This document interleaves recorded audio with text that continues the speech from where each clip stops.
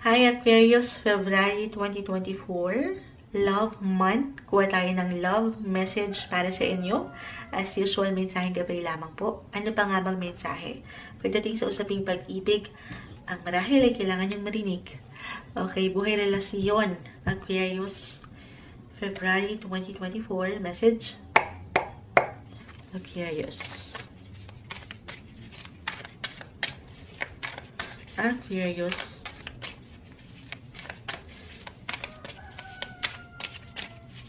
Aquarius, ayan. Okay. Okay. The Magician ay narito. Na-happy na ako dito pa lang. The Fool. The Three of Wands reverse and the Six of Wands. February. Buwan ng mga puso. Aquarius. Your love life, magiging magical.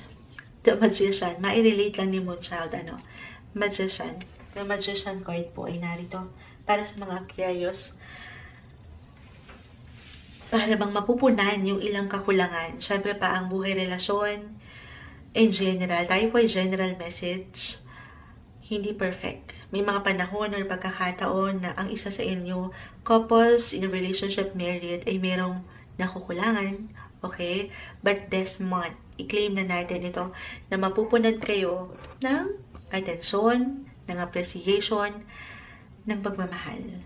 Parang andito yung focus ninyo or focus sa'yo, reversal tayo every time, ng yung special someone. Andito yung patuloy na magandang flow, merong healing, okay? Merong pagsabay, andito ang balance. If you are single, well, regardless, as I've mentioned, at andito yung pakiramdam nyo na parang kailangan nyo ng extra attention mula sa kapareha. Lalo pa nga po kung nitong mga nakalipas na buwan o linggo ng taon, ay parang hindi kayo na masyadong naglaan ng time together. Then this month, meron pong solusyon, resolution, may ganap. May something special ganap sa inyong pagsasama. I-claim na natin yan. Okay? Okay, first thing sige. The Fool kasi ay narito. Andito yung new beginnings. Kung magte-take lang kayo ng risk. Kung magte-take lang kayo ng new chances para sa inyong sarili. Pero sa pag-take ng risk na ito, the Fool, isang indikasyon na hindi ito minamadali. Kasi parang andito yung excitements. Andito yung pagiging sobrang bukas nyo sa magical na pag-iibigan. Ayan, huwag lang madaliin. Ito ay isang proseso na kailangan ng pagkatiwalaan, okay? Kasi, yes, suddenly, it's magic. Baka ganun yung maramdaman ng ilang Aquarius sa taong ito, single. But, baka ang kapalit lang din ito. Suddenly, biglang mawala na lang din siya. Biglang maglaho ng parang bula or mapalitan ito ng sudden problems na ayaw natin. So, take it easy. Take everything one step, one day at a time. Meron ditong travel, may pag-angat ng celebration. So, maaring meron kayong pupuntahan ngayon. It doesn't matter if this is long or short travel. Six of Wands, napakagandang indikasyon po nito na merong kasiyahan ng inyong mga puso. Ano man ang itinatakbo nito or anong relationship status nyo, may kasapatan. Sabi ko nga, may pagkakompleto. Walang kulang, walang labis. Ayan.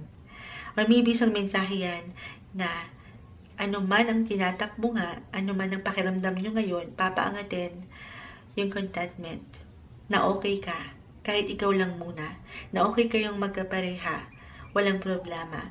Minsan, it's all in the mind lang din daw kung paano mo dinadala ang iyong relationship. May ilang new beginnings or maybe isang indikasyon po ito to try something new, something different, take risk, sabi ko nga, take new chances sa inyong buhay pagsasama. For those who are nasa long distance relationship, I know merong struggle dyan. Siyempre, doon pa lang sa salitang LDR, hindi na yan madali diba? Pero ulitin ko, may selebrasyon. Magkalayuman kayo ngayon, actually, mapapalapit ang inyong mga puso lalo sa isa't isa. Napakaganda. Okay. Kuha tayo ng pinaka-exact advice, message, para sa inyo. Okay. Ayan, wala pa. Parang gusto nyong mag-ano ngayon. Something new. Yun nga, bago. Kung paano nyo pa mas mapapalalim or mapapa-healthy ang inyong connection. Okay, add tayo dito para sa mga curious. Why I'm getting a message na para sa ilan na medyo nagkaroon ng delays ang love life. Meron ditong pag-aayos. Delays or tension nitong mga nakalipas. May pag-aayos, guys. Claim na po kung andito ang mga puso.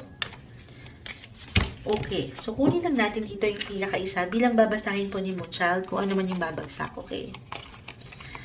Para sa mga Aquarius, ano yung maiwan natin para sa kanila? Okay, eto na. Embrace. Ang ganda. Through each other, you find the missing pieces.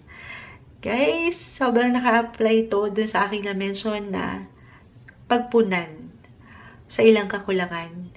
Kasi wala namang perfect relationship. Meron at merong makukulangan at one point sa inyong koneksyon. Pero yayakapin nyo itong pagkakulang na ito at pupunan nyo ng pagmamahal, ng magical na pakiramdam. Ngayong buwan, yakapin, embrace ang inyong mga buhay, relasyon, pag-ibig, buwan ng February 2024, Aquarius.